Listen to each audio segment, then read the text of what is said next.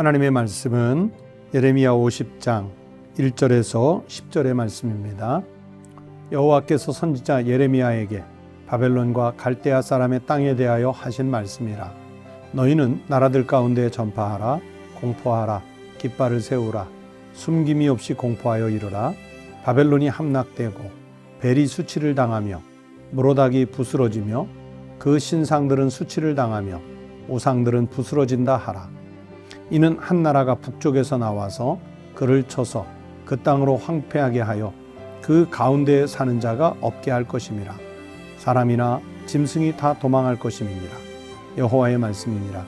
그날 그때에 이스라엘 자손이 돌아오며 유다 자손도 함께 돌아오되 그들이 울면서 그 길을 가며 그의 하나님 여호와께 구할 것이며 그들이 그 얼굴을 시온으로 향하여 그 길을 물으며 말하기를 너희는 오라.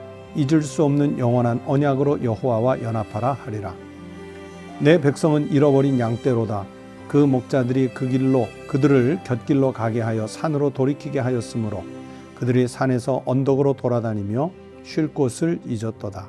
그들을 만나는 자들은 그들을 삼키며 그의 대적은 말하기를 그들이 여호와 곧 의로운 처소시며 그의 조상들의 소망이신 여호와께 범죄하였음인즉 우리는 무죄하다 하였느니라. 너희는 바벨론 가운데에서 도망하라. 갈대아 사람의 땅에서 나오라. 양떼에 앞서가는 순념소 같이 하라.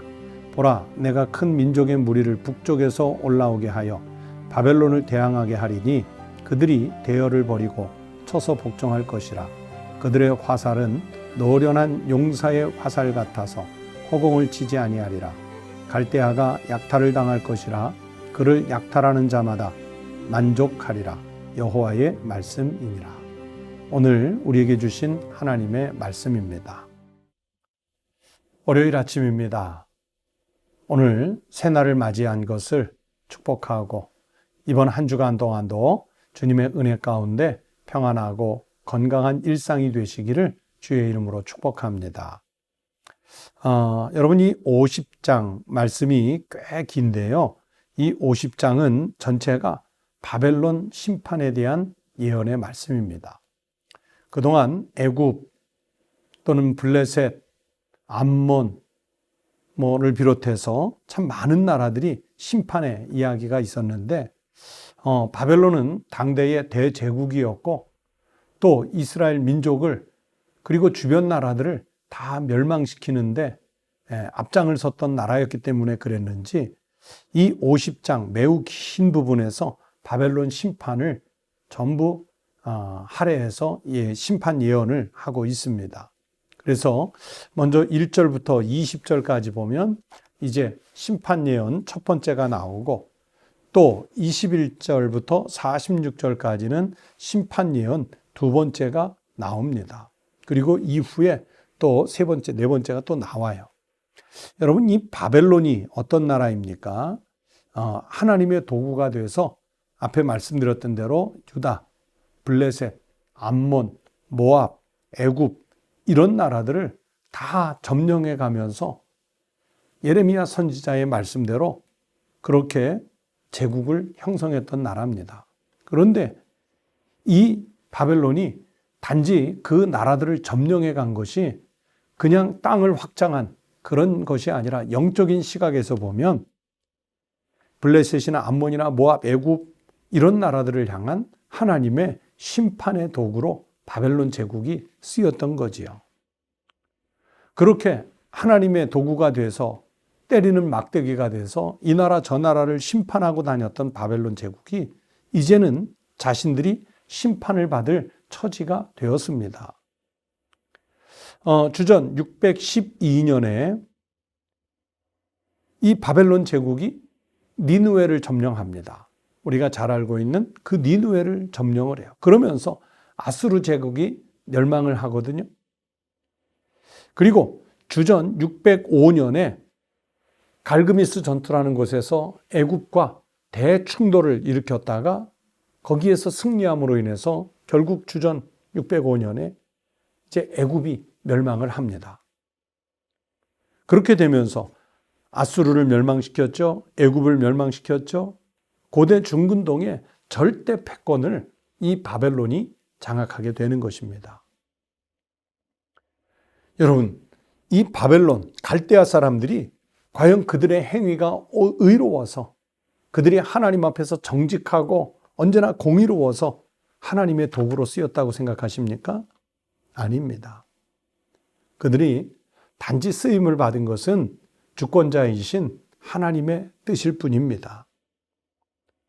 오히려 이 갈대아 사람들은요, 즉 바벨론 제국을 만든 그 민족은 주변의 어떤 나라보다 더 포악하고 더 우상숭배에 빠져들었고 더 교만한 민족이었어요. 그렇지만 그런 민족적 성향에도 불구하고 하나님의 뜻을 위해서 쓰이는 잠깐의 도구가 되었었습니다. 그렇게 파죽지세로 주변 나라들을 점령해 들어가면서 이 바벨론 사람들은요, 자기네들의 능력이 아주 강한 줄로 알았어요. 오죽하면 자기 민족은 신적인 존재라고까지 여기는 그런 교만한 모습들을 종종 보이게 됩니다. 제가 실제로 말씀을 읽어드립니다. 이사야 14장 12절, 13절의 말씀을 읽어드릴 테니 경청해 보십시오. 너 아침의 아들 계명성이여 어찌 그리 하늘에서 떨어졌으며 너 열국을 엎을 자여 어찌 그리 땅에 찍혔는고 네가 네 마음에 이르기를 내가 하늘에 올라 하나님의 뭇별 위에 내 자리를 높이리라 내가 북극 지폐의 산 위에 앉으리라. 우리가 보통 사탄의 상징을 이야기할 때 계명성이라는 얘기를 하는데 바로 이 바벨론 사람들이 자기네가 계명성과 같은 존재라는 거예요. 열국을 엎은 나라예요. 그리고 이 사람들이 뭐라고 말합니까? 하늘에 올라가서 하나님의 뭇별 위에다가 내가 내 자리를 높여 만들겠다. 내가 북극 지폐의 신으로서 산자락 위에 앉겠다. 얼마나 교만했는지 알 수 있는 말씀이지요.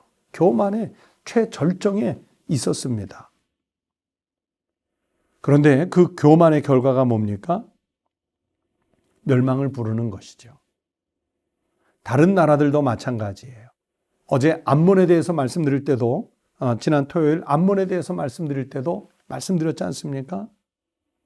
암몬이 멸망한 큰 이유 중에 하나가 교만이라고 그랬는데 바벨론도 마찬가지입니다. 교만은 멸망을 부릅니다. 이 바벨론은요, 역사가 길지 않아요. 잠깐 강성했다가 결국 페르시아에게 멸망을 당합니다. 어떻게 멸망당하느냐? 초토화당합니다. 초토화. 3절 말씀에 보면 이는 한 나라가 북쪽에서 나와서 그를 쳐서 그 땅으로 황폐하게 하여 그 가운데 사는 자가 없게 할 것임이나 사람이나 짐승이나 다 도망할 것임이니라. 사람도 살 수 없는 땅, 짐승도 도망가는 땅, 아주 초토화된 땅, 황폐화된 땅을 상징하는 것이지요. 여러분, 우리가 살려면 하나님 앞에서 겸손해야 합니다. 링컨, 우리가 잘 알고 있는 미국의 제16대 대통령이죠. 믿음의 대통령, 백악관을 기도실로 만든 대통령으로 유명합니다. 이 링컨이 대통령이 됐을 때 자기 집무실에서 구두소를 들어서 구두를 닦았습니다. 마침 들어왔던 비서관들이 깜짝 놀라요. 아니, 대통령님께서 친히 구두를 닦고 계십니까? 그러시면 안 된다. 그랬더니 아니, 내 구두를 내가 닦는 것이 뭐가 이상합니까? 그러면서 이 링컨 대통령이 이런 말을 합니다. 하나님 앞에서는 천한 일이 없습니다. 다 똑같은 일입니다. 여러분, 링컨의 이 겸손함이 그분을 위대하게 만들었습니다. 바벨론 제국같이 강성한 나라도 교만하면 멸망합니다. 아무리 약소국이라도요, 하나님 앞에서 겸손하면 그 사람, 그 민족, 그 시대, 그 공동체는 살아남을 수 있습니다. 겸손해야 합니다. 교만은 버려야 합니다.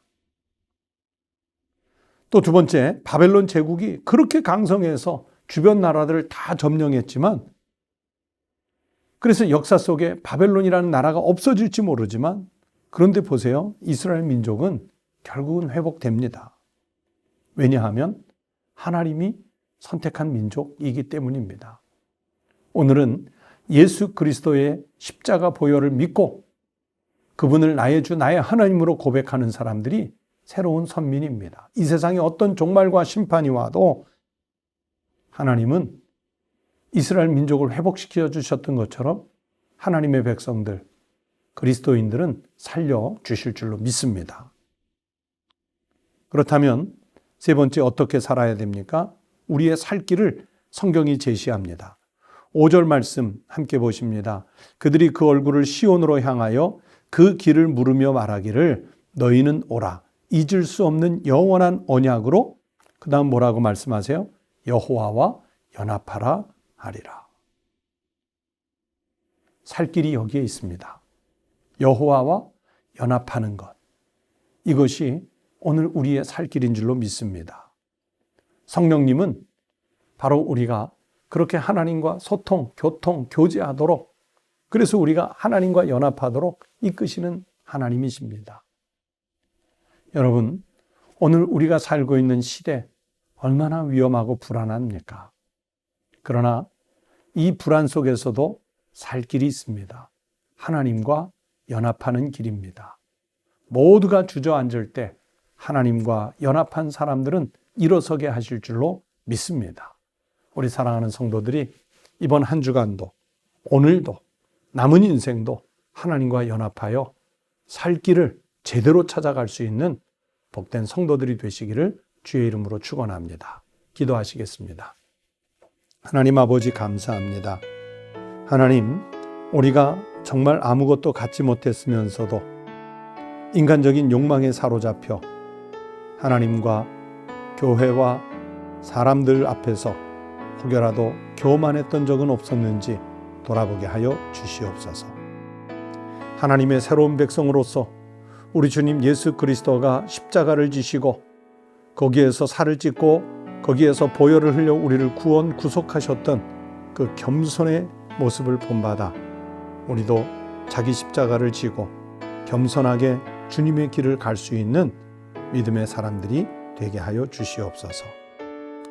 마지막 심판의 때가 우리에게 다가온다 할지라도 하나님, 우리는 믿음에 붙잡혀 사는 주의 백성들이기에 하나님께서 우리를 감싸 보호해 주실 줄로 믿고 우리가 지켜야 할 믿음의 도리, 신앙의 길을 잘 지켜 살게 하여 주시옵소서. 오늘날 물질 만능의 시대가 돼서 혹여라도 내가 가진 재물 때문에, 또 내가 가진 조그만 권력 때문에, 사람들 앞에 자랑할 수 있는 것 때문에 교만해지지 아니하도록 하나님, 우리를 겸손하게 낮추시고 하나님 말씀에 순종하는 삶을 살게 하여 주시옵소서. 하나님, 이 한 주간 우리의 모든 생활을 통치하여 주시고 우리가 평안한 길, 안전한 길로 갈 수 있도록 주께서 우리를 앞서 인도하여 주시옵소서. 우리 성도들의 모든 생활을 하나님께서 지켜주시기를 간절히 바라고 원하오며 예수 그리스도의 이름으로 기도드리옵나이다. 아멘. 첫 번째 기도 제목입니다. 오늘 들으신 하나님 말씀들을 기억하시면서 하나님 앞과 교회와 이웃들 그리고 가족들 앞에서 우리가 겸손한 신앙인의 삶을 살도록 기도해 주시기 바랍니다. 또 월요일 아침입니다. 두 번째 기도 제목은 이번 한 주간도 주님의 은혜와 주님의 뜻을 구하는 신실한 삶을 살아갈 수 있도록 구하시기 바랍니다. 세 번째는 우리 성도 여러분의 가정이 평안하고 그리고 그 가족들이 다 주님의 인도를 받아서 살아갈 수 있도록 같이 기도하시기 바랍니다. 다 함께 기도하겠습니다.